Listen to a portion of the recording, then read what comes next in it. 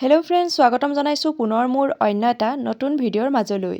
বন্ধু বান্ধৱীসকল, অসমৰ জনপ্ৰিয় অভিনেত্ৰী জুনু নাথৰ ভাল খবৰটো পালেনে? এইমাত্ৰ আহিল জনপ্ৰিয় অভিনেত্ৰী জুনু নাথৰ এটা অতি ডাঙৰ ভাল খবৰ। আৰু তেখেতৰ এই ভাল খবৰটো পাই তেখেতৰ অনুৰাগীসকলে তেখেতক শুভেচ্ছাৰে উপচাই পেলাইছে। পিছে অভিনেত্ৰী জুনু নাথৰ ভাল খবৰটোনো কি? জানিবলৈ ভিডিঅ'টো প্ৰথমৰ পৰা শেষলৈকে চাই থাকিব।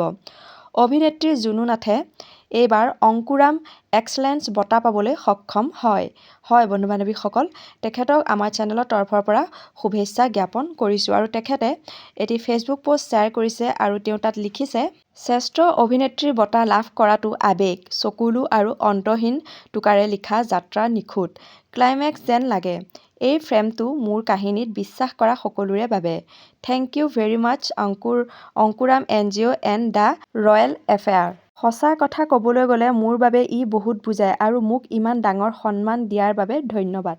সঁচাকৈ খবৰটো শুনি খুবেই ভাল লাগিল আৰু ভগৱানৰ ওচৰত প্ৰাৰ্থনা কৰিছোঁ তেওঁ নিজৰ কৰ্মক্ষেত্ৰত আৰু আগবাঢ়ি যাওক, তাকে ভগৱানৰ ওচৰত প্ৰাৰ্থনা কৰিলোঁ।